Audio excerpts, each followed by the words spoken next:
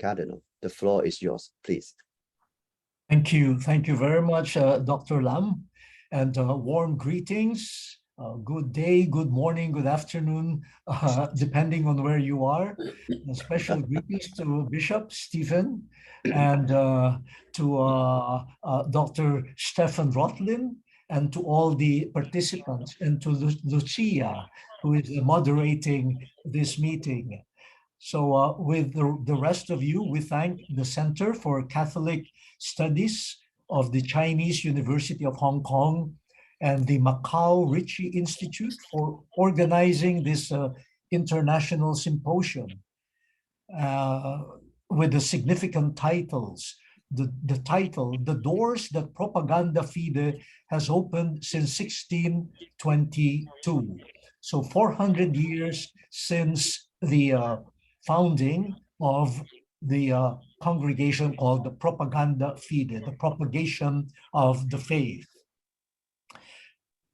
I hope that my sharing this with you would maintain a certain spontaneity and a certain spirit of familiarity,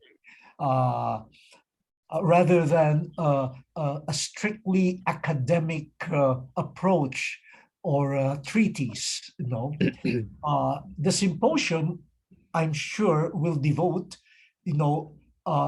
more time to some of the details that require real expertise. Now, you will have a session on propaganda fide in history and missionary work in Asia. Two sessions will tackle social media in the world and its relationship to the mission of the church. Very important, especially after the pandemic and during the pandemic and after. And then the all-important theme, not just in the past, but today and will continue in the future, the dialogue with sciences and with cultures. So I leave to the experts some of the nitty-gritty and the fine details of those topics. Having worked at this moment of transition between the Congregation for the Evangelization of Peoples to the new dicastery called the Dicastery for Evangelization. I was present at the transition. I would like simply to reflect with you, to think aloud, and to share with you what I have seen, what I have heard, and what I feel might be the directions for us at this point. So I would gladly share with you some experiences that I have had in the office and in my travels, not only in Asia, but in Africa, the challenges and the opportunities for evangelization. Very clearly, my presentation could not be exhaustive. I cannot cover everything of the past and the present and the future. Maybe I will leave with you more questions than answers to your questions. Questions that you already have in mind, but I would encourage you to continue pursuing. So I have here three main headings for my sharing. The first is some sort of a reminder to all of us. When I read the decree for the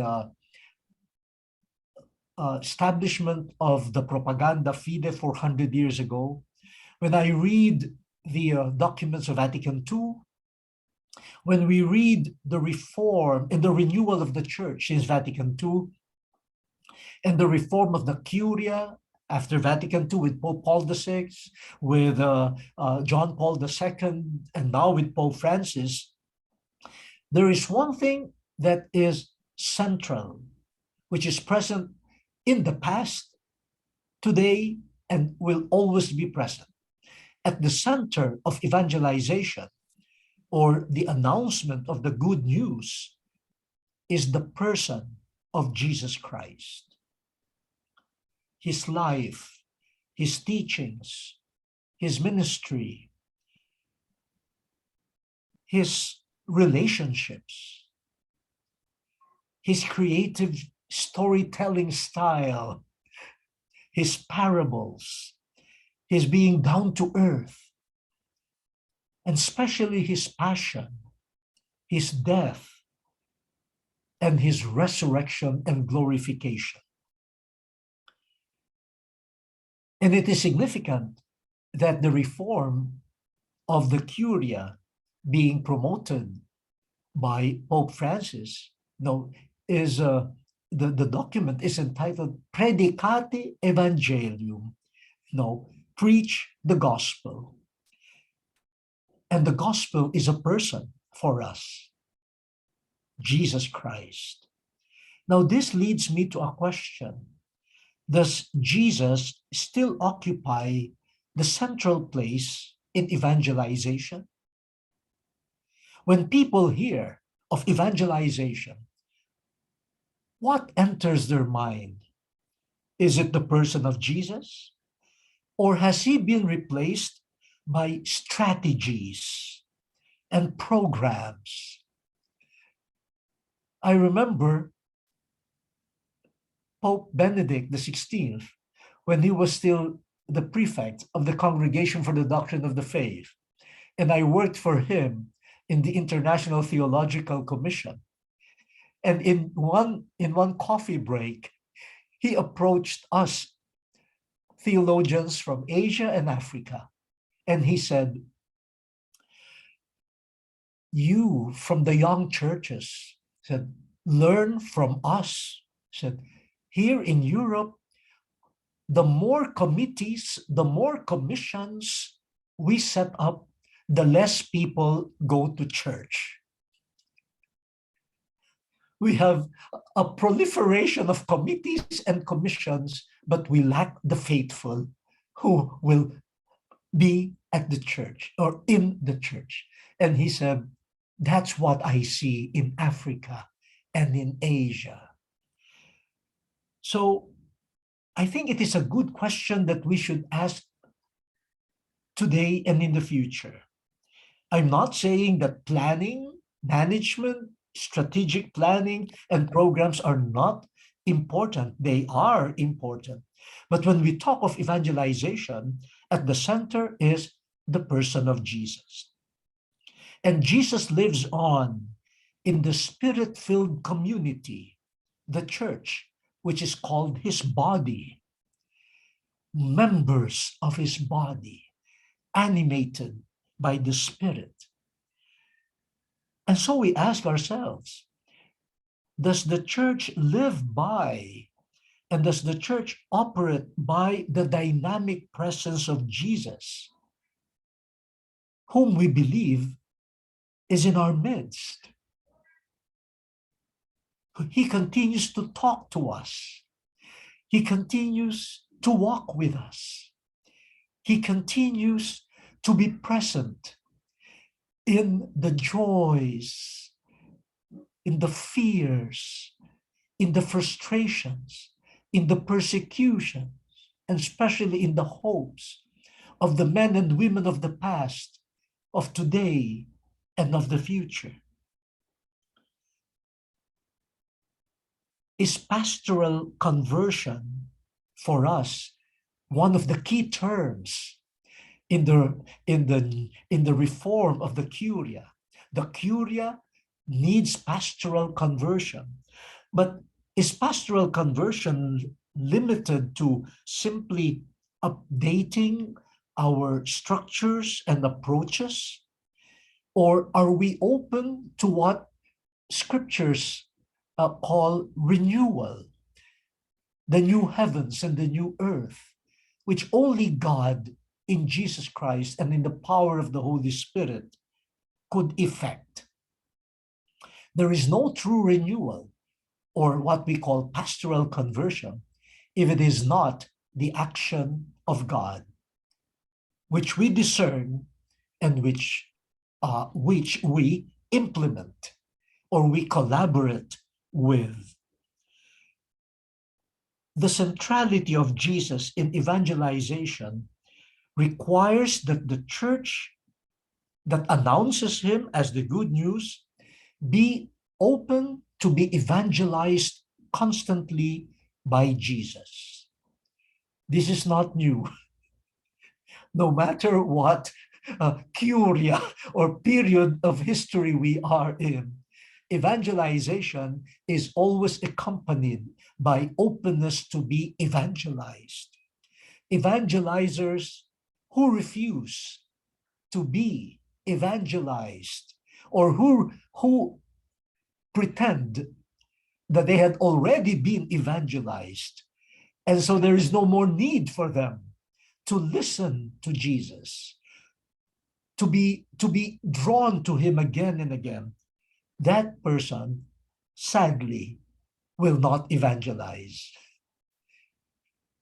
In the words of St. Paul, maybe that person will just be a clanging cymbal or a noisy gong, but not an evangelizer. So the person of Jesus must permeate the structures, the policies, the approaches, the programs of the church that is his body.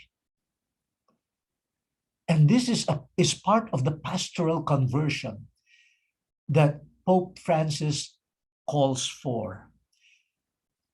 We set up structures, we formulate policies, but do they embody Jesus, what he lived for, what he died for, and what he wants to share to the world? So this always comes together. The person of Jesus Christ and how he is embodied in the church, which is his body. So this person of Jesus, seen and experienced in his body, renewed body, hopefully will attract people. The baptized already will be attracted over and over again to Jesus.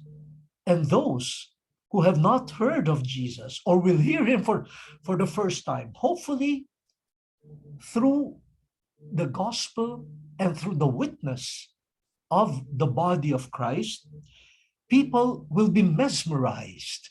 People will be attracted to the truth, the love, the justice, the mercy, the salvation and the hope God offers through this person, Jesus, and now continued in the work, the mission of the church. A while ago, we heard about art, beauty. That's evangelization. The beauty, the artwork of God in Jesus, in his ministry, and hopefully in the church.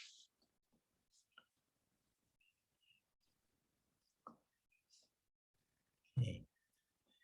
The second point that I would like to share is this. The propaganda fide, born 400 years ago, and even the section for first evangelization and the new particular churches,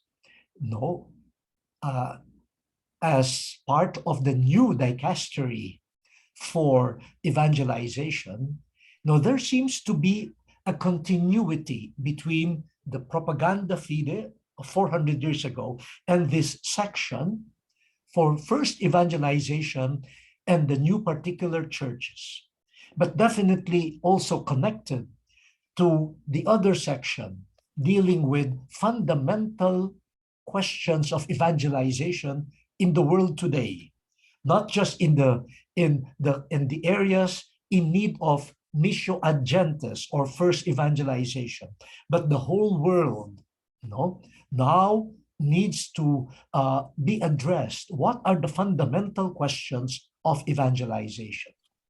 But let me go back to the propaganda fide 400 years ago. Through the years, the approach referred to territories, no, or so-called mission territories. Or nowadays, we call them territories of first evangelization, or territories of new churches. At the birth of the propaganda in 1622, there was an effort on the part of the church, specifically of the Holy See, to assume evangelization as its full responsibility. Now, the church taking full responsibility of evangelization in order to liberate evangelization from the negative effects of the patronage system, which operated during the colonial period, especially of the 16th and 17th centuries, where the church relied heavily on the colonial powers, especially Spain and Portugal. While we understand that during that time, the church saw this as an opportunity, but then the church also saw that there were not too pleasant effects, in the twinning between colonial conquest and the presence of missionaries that almost depended, largely on the colonial powers. And so 400 years ago, the Holy See decided, let us start our own office, our own congregation for the propagation of the faith. And it will be handled by the church. It will be handled by the Holy See. Okay. But it's not easy just to eliminate a mindset. No. Even with the birth of propaganda fide, even up to even maybe up to now, there seems to be a mental tradition of classifying territories or even nations. Is this nation a missionary sending nation?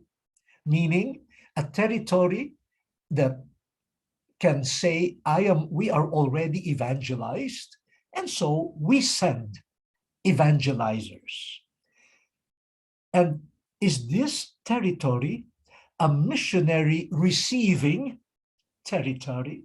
Meaning we have not yet been evangelized, so we are at the receiving end of missionaries.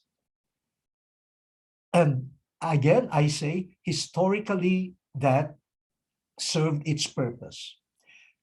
But let us fast forward to today. While we cannot eliminate territories or geographical boundaries, geographical spaces, when talking of evangelization and the church, nowadays we are more aware of the fluidity of boundaries.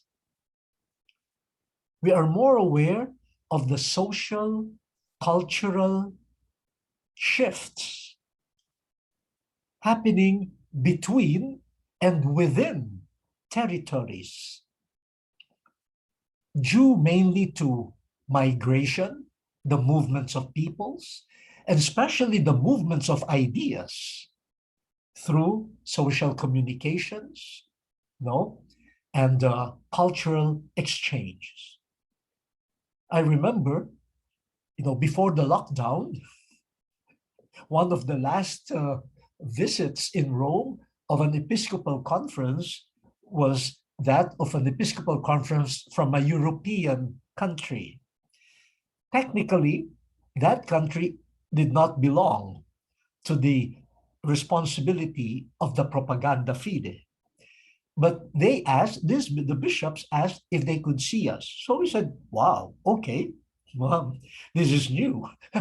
Bishops from this European country would want to come to the propaganda fide for sharing. And one bishop said, you know, in my diocese, thanks to migration, we have many people from Africa and Asia. There are many non-Christians who are now living in the territory of my diocese. And I have many priests serving in the diocese from Africa and from Asia. Some of them belong to religious orders, and some of them are diocesan priests. And he asked this question, do you think my diocese should now transfer to the propaganda fide? Because if we follow, he said, if we follow the strict understanding of those territories, he said, my territory will probably qualify now as a territory of the propaganda fide. Now, he must be joking, but it is a serious joke. Because when we look around, you know, really, you have territories, but socially, culturally, religiously, educationally, financially, also mixed. So now, evangelization does not eliminate territories, but we are now more attentive to contexts, the contexts within territories. And I think that is the reason why in the Reform, Predicate Evangelium, the one dicastery for evangelization now will have to handle those two important questions, the fundamental questions of evangelization in the world today. No, so not just limited to territories. And then the section that will still help the new churches. No, because that reality still continues, still continues.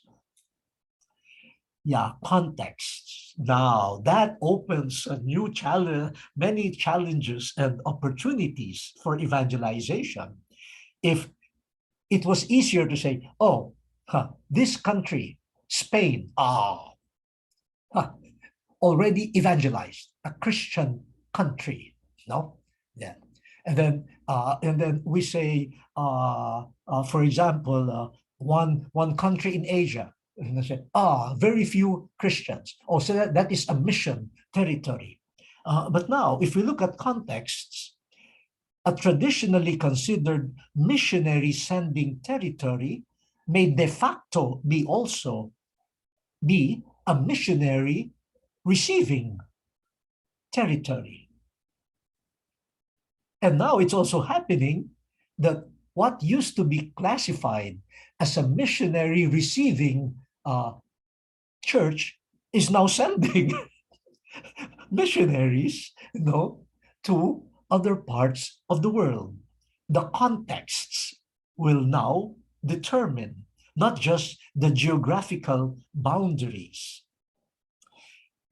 This new phenomenon calls us, I believe, challenges us to live more profoundly what Vatican II already taught, that every baptized, wherever you are, every baptized, wherever you might be living, regardless of your place of origin or of your territory of residence, every baptized is an evangelizer in need of constant evangelization.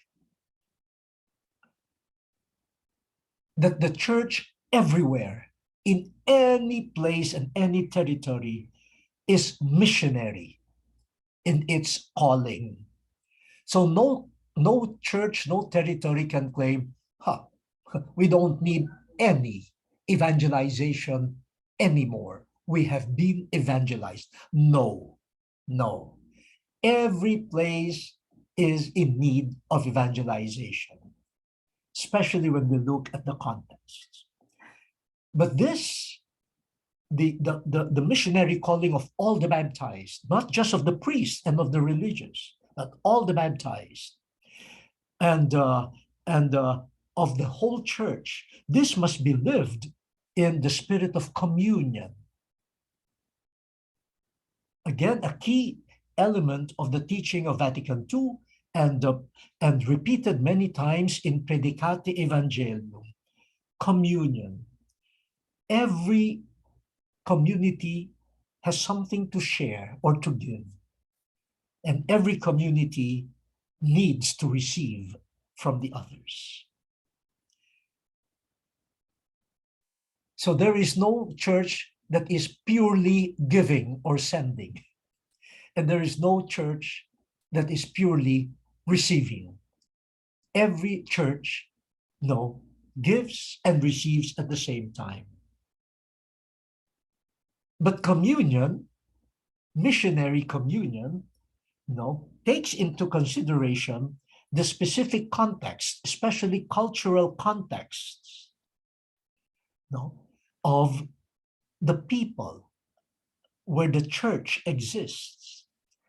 And so again, with the reform of the Curia, the teaching of Vatican II, where the cultures of the world are considered blessed with elements of truth and goodness, and therefore they could be embodiments of the one gospel of Jesus Christ, rings true.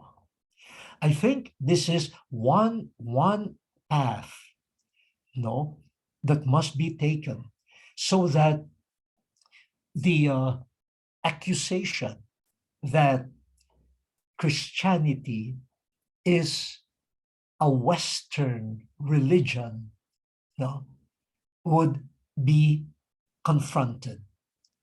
That the gospel could find its many and valid embodiments in various cultures. So that the gospel does not make you, in this case, a Westerner, or you have to be a Westerner to be evangelized. No. To be evangelized, you are renewed in Jesus Christ, and you become more, what you are, and a better version of who you are culturally because of your faith in Jesus Christ. Unfortunately, this criticism of Christianity as a Western religion has not died out. It continues.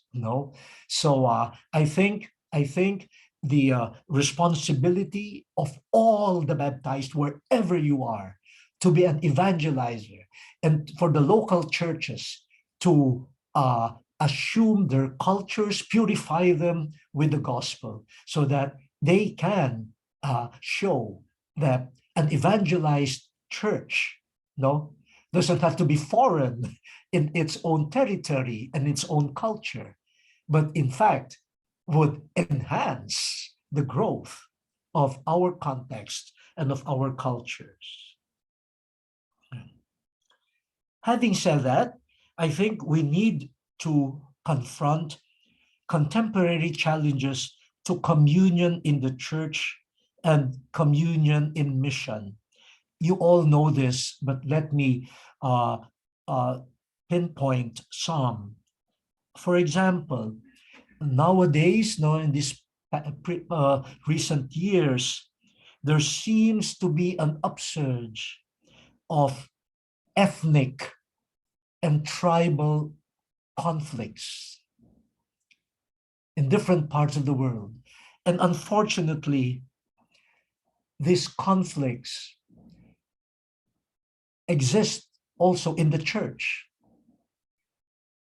between members, all Christians, who belong to different ethnic or tribal or linguistic groups. No? And so the gospel or the message of St. Paul saying that in Jesus Christ, there is no Jew or Greek, there is no slave or free, there is no male or female, all of you are one in Christ. We need to be re-evangelized in that. So, I'm sure you have heard of this in one diocese in South Sudan.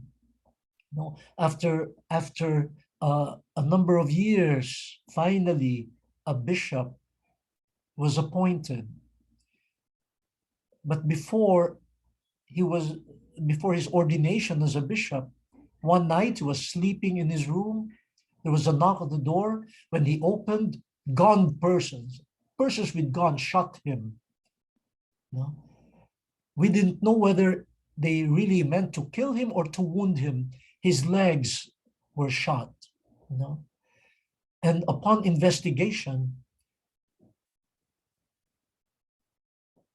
the police, the military discovered that those who planned it were priests who could not accept a bishop who comes from another ethnic group. So all of this ethnic, tribal, which has become ideologized and politicized, all of these conflicts has entered the church. And that's why we need pastoral conversion. We need evangelization. We need to be the catalyst, the leaven for a new humanity. So how do we affirm cultural, ethnic, tribal uniqueness and their values without falling into mutual exclusion and even violent actions towards the others?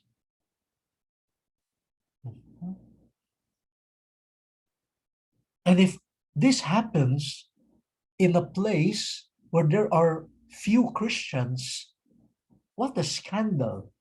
The non-Christians will look at it and say, why will we join them? We will be part of the trouble, or we might be assassinated too. Okay? No? And if we extend this discussion, we see in the world many governments that are considered populist governments. Leaders, political leaders, who are called populists. And they use or misuse religion for their agenda. And they divide peoples. They feed on the anger and the frustration of some people in order to manipulate them and win political allies for them. Actually, it's not really religion that is being promoted, but it is a political agenda based on hate, often hatred, you know, but quoted in religion. And so part of our challenge now is how can we promote what Pope Francis says in Fratelli Tutti? We are all brothers and sisters. And how religions could be instruments of such fraternity. Then how can we forget the increasing number of the poor, the forced migrants, the refugees, the victims of human trafficking, and new forms of slavery? People fleeing from wars, from violence, from poverty. the many homeless people in the world right now. In the move, on the move. As we talk right now, millions of people are moving, trying to find a home. Now, this is a challenge for evangelization. Is the church evangelized and evangelizing? Is it a home and a family to the homeless? And then the destruction of the earth for commercial purposes. And we hope that the pandemic would have taught us a lesson. Now, during the pandemic, they say, wash your hands often. But do we realize that many people in the world don't have water? Not even drinking water.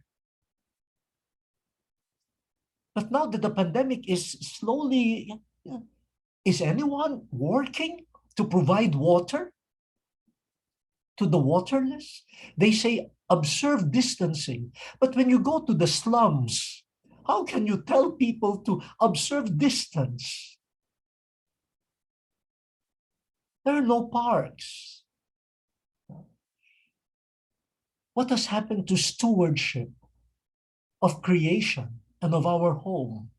This should be part of our evangelization, a rediscovery of our role as stewards of God's beautiful creation. The message of Laudato Si. I know that for many Christians, taking care of creation is just an extracurricular activity. It is not yet part in our mind. It's not yet part of discipleship, of following the Lord. No? So I think part of evangelization is to learn from the pandemic and how we are all connected to one another, such that an emergency in one place could easily become a general emergency. So that is already part of the gospel. But how can we make that a more conscious approach? Now, with the 5 minutes left for me, I go to the third part of my presentation. Now, Vatican II already spoke of the evangelizing potentials of social communication, and you will devote one full day on that. The pandemic has shown us the benefits of internet, at least in maintaining connectedness, among family members, and even for religious services, catechetical instructions, or even the Eucharist, thanks to social communications. But I believe that social media is not just about having media or means for communication. The way social media has developed, in these past decades, we have to say that social media have graduated from being simply means of communication. It is a world in itself. Some people even call it an ecosystem already. It is an ecosystem. And as a world, social media needs to be evangelized, not just to be used for evangelization, but a world to be evangelized. Otherwise, social media could block and could even destroy true communication and authentic communion. And we are already seeing signs of that. Artificial intelligence, big data, have been changing cultures, values, human interaction, even labor, work, the world of medicines, etc. And some of them are marvelous changes. But we have to be critical also. And for me, one of the most silent or hidden but most serious effects of social media might be the redefining or the reshaping of the human person. What is a human person? What qualifies someone as a human person?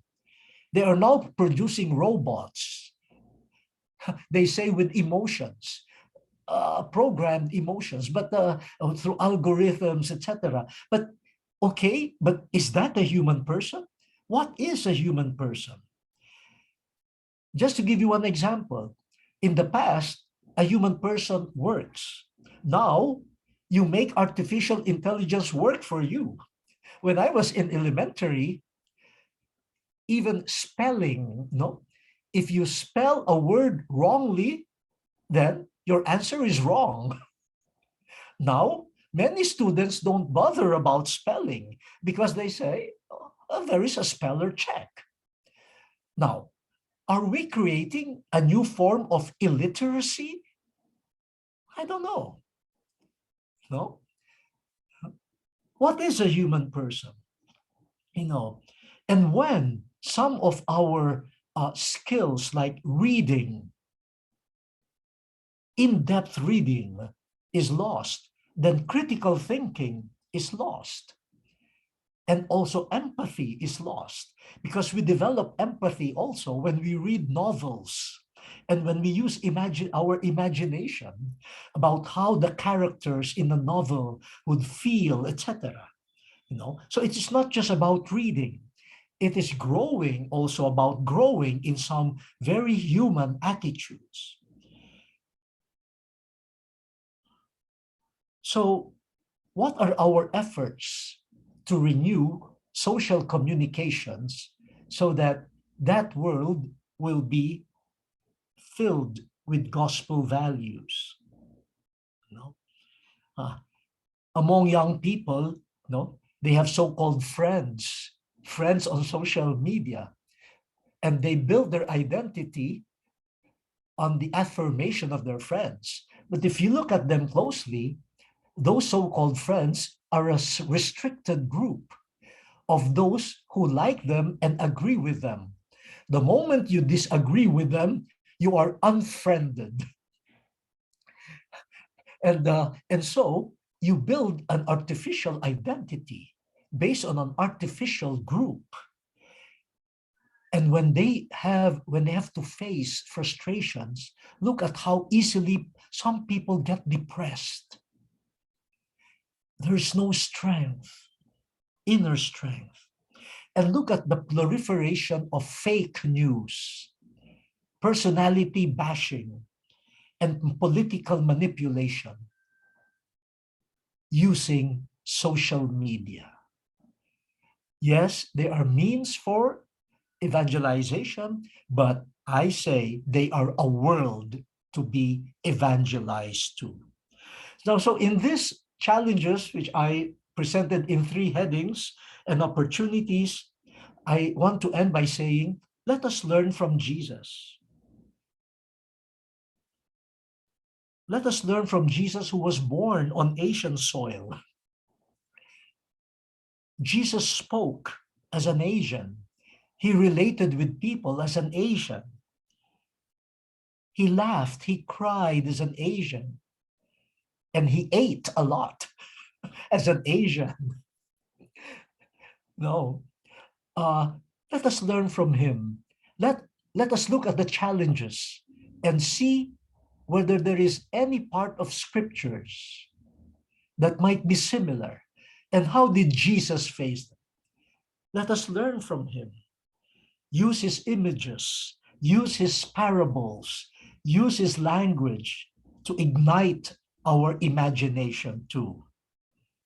For it is not just principles and strategies, but also the imagination evangelized by the Lord that could help us find the path towards evangelization today and in the future. Thank you very much for your patience. Thank you for your patience. Thank you. Thank you very much, Cardinal Tagle, for your inspiring speech, and also remind us, to focus on the person of Jesus Christ. Let us be evangelized again. Yeah. Thank you. Thank you. Thank you. Lucia, any? Okay, thank you. Now, before we go to the next section, we will have a 5 minutes break. We will have a timer here on the screen. So see you later. Thank you. Thank you very Thank much. you. See you later. Thank you. Thank you. Yeah. Thank you. Thank you. Thank you.